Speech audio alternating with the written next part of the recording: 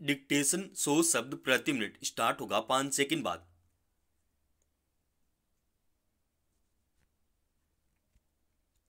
Start. भारतीय rail से सफर को अंतरराष्ट्रीय स्तर की गुणवत्ता से लेस बनाने के दावों और वादों के बीच हकीकत यह है कि आए दिन हादसे सामने आते रहते हैं। विराम। हर दुर्घटना के बाद जांच, राहत और मुआवजे की घोषणा की बात कुछ समय बाद आई गई हो जाती है और फिर कुछ दिन बाद कोई नई दुर्घटना की खबर आ जाती है। विराम। आखिर यह कब सुनिश्चित होगा कि यात्रियों के लिए रेल से सफर करना सुगम और सुरक्षित है? गौरतलब है कि महाराष्ट्र के जलगांव में बुधवार को पुष्पक एक्सप्रेस में आग लगने के शोर के बाद यात्रियों के बीच ऐसी बदहवासी फैली कि जान बचाने की कोशिश में कई लोग उस ट्रेन से बाहर कूद गए और घबराहट में पटरी पर इधर उधर भागने लगे। विराम। इस बीच बगल की पटरी पर तेज रफ्तार से आ रही कर्नाटक एक्सप्रेस की चपेट में आकर 13 लोगों की जान चली गई। विराम। इससे संबंधित जो ब्यौरे सामने आ सके हैं, उसके मुताबिक यह घटना किसी व्यक्ति के अफवाह उड़ाने से मची घबराहट का नतीजा है, लेकिन इतना साफ है कि अचानक उपजी अव्यवस्था से निपटने के लिए भारतीय रेल के पास शायद कोई तंत्र नहीं है। यह विडंबना ही है कि कभी किसी तकनीकी गड़बड़ी तो कभी किसी कर्मचारी की लापरवाही या फिर चूक की वजह से ट्रेन हादसे और उनमें जानमाल के नुकसान का एक सिलसिला सा बन गया है। विराम। इसके अलावा अब किसी अफवाह की वजह से भी ऐसी स्थिति पैदा हो सकती है कि उसमें बेहद तकलीफदेह तरीके से उन लोगों की जान चली जा सकती है, जिन्होंने अपने गंतव्य पर पहुंचने के लिए ट्रेन से सफर करना चुना होगा। विराम। वजहें अलग अलग हो सकती हैं, मगर आए दिन होने वाले ऐसे हादसे यह बताते हैं कि ट्रेनों में यात्रा करना किस तरह असुरक्षित हो गया है। विराम।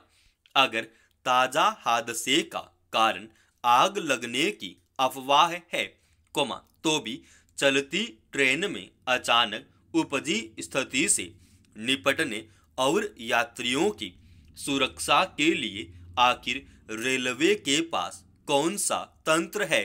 ताजा घटना से यही साफ हुआ है कि अगर किसी अफवाह से स्थिति बिगड़ी तो उस पर तुरंत प्रतिक्रिया देने वाली रेलवे की कोई टीम नहीं थी। विराम। कहने को हर स्तर पर सुरक्षा सुनिश्चित करने की बात कही जाती है, लेकिन किसी हादसे के बाद रेल महकमे का यह आश्वासन एक तरह से उन दावों को आईना दिखाता है। पिछले कुछ समय से ट्रेन हादसों में लगातार बढ़ोतरी हुई है। विराम। अफसोसनाक यह है कि हादसों के सिलसिले के बावजूद इसकी जिम्मेदारी लेने को कोई तैयार नहीं होता। विराम। एक वक्त था जब रेल दुर्घटना के बाद रेल मंत्री ने इस्तीफा दे दिया था। विराम। मगर आज नैतिकता की कसौटी पर इस तरह का उदाहरण मिलना मुश्किल हो गया है कि बड़े ट्रेन हादसों के बाद भी महकमे के संबंधित अधिकारी या मंत्री किसी भी रूप में अपनी जिम्मेदारी स्वीकार करें। विराम। दुर्घटना के बाद औपचारिकता पूरी करने के लिए जांच की घोषणाओं के नतीजे क्या आते हैं और उसके बाद कार्रवाई क्या होती है, इसके बारे में आम लोगों को शायद ही कभी पता चल पाता है। विराम। रेल महकमे में खाली पड़े पदों पर नियुक्तियों को लेकर कोई संजीदगी नहीं दिखती। विराम। इसके समांतर ट्रेनों के सफर को ज्यादा से ज्यादा सुविधाजनक और सुरक्षित बनाने के नाम पर यात्रियों से किस किस मद में टिकट के तौर पर पैसे वसूले जाते हैं, यह कुछ छिपा नहीं है। विराम। मगर आए दिन होने वाले हादसे यह बताते हैं कि रेल महकमे के भीतर यात्रियों की सुरक्षा को लेकर अपेक्षित चिंता नहीं दिखती है। पैरा। कुछ समय पहले देश के भीतर अपने गंतव्य तक जाने के लिए विमान से सफर को वैसे कुछ लोगों ने भी एक विकल्प के रूप में चुनना शुरू कर दिया था, जो लंबी दूरी की यात्रा आमतौर पर रेलगाड़ियों और बसों से करते थे। विराम। समृद्ध तबकों के अलावा अगर आम लोगों को भी विमान ने आकर्षित करना शुरू कर दिया था, तो इसकी मुख्य वजह थी कि विमान सेवा में प्रतिद्वंद्विता बढ़ने या फिर अन्य कारणों से किराए की दरें कम होने के बाद उस तक एक बड़े तबके की पहुंच संभव हो पा रही थी। विराम। इसी संदर्भ में कुछ वर्ष पहले प्रधानमंत्री ने भी कहा था कि मैं हवाई चप्पल पहनने वाले लोगों को भी हवाई जहाज से सफर करते देखना चाहता हूं। विराम। विमान यात्रा के किराए अपनी सीमा में होने की वजह से कुछ लोगों ने हवाई जहाज से सफर किया भी। विराम।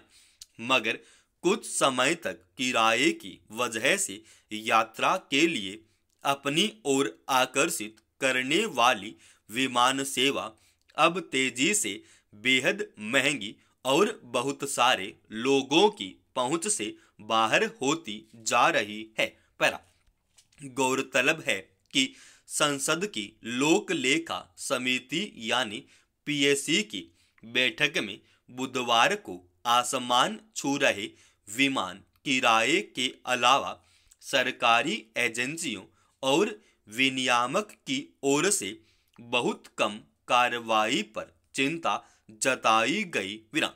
इस दौरान कई सांसदों ने यात्रियों को राहत पहुंचाने के लिए निजी हवाई अड्डा संचालकों और विमानन कंपनियों से जिम्मेदारी तय करने की मांग की। विराम। दरअसल अंतरराष्ट्रीय स्तर पर तेल की कीमतों के कारण से किराए में इजाफे का पक्ष छोड़ दिया जाए, तो हवाई सफर के किराए में अन्य वजहों से बढ़ोतरी के कारक छिपे नहीं रहे हैं। विराम। जैसे ही ट्रेन या अन्य परिवहन माध्यमों पर लोगों की भीड़ का दबाव बढ़ने लगता है, विमान यात्रा का किराया भी उसी मुताबिक आसमान छूने लगता है। विराम। यह ध्यान रखने की जरूरत है कि अगर हवाई जहाज से सफर की ऊंची कीमतों में ऐसी ही निरंतरता बनी रही तो आने वाले दिनों में यह सिर्फ खास लोगों तक सीमित रहेगा और आम लोग इसके पहुंच के दायरे से बाहर होते जाएंगे। विराम। यह बेवजह नहीं है कि उपयोगकर्ता विकास शुल्क में मनमाने ढंग से वृद्धि पर नाखुशी जताए जाने के बीच किराए को नियंत्रित या विनियमित करने की भी मांग उठ रही है। समाप्त। दोस्तों, रोजाना ऐसी एडवांस डिक्टेशन के लिए इस चैनल को आप अभी सब्सक्राइब कीजिएगा और आज के इस डिक्टेशन का PDF फाइल हमने हमारे टेलीग्राम चैनल स्टडी विद आचपी स्वामी पर डाल दिया है।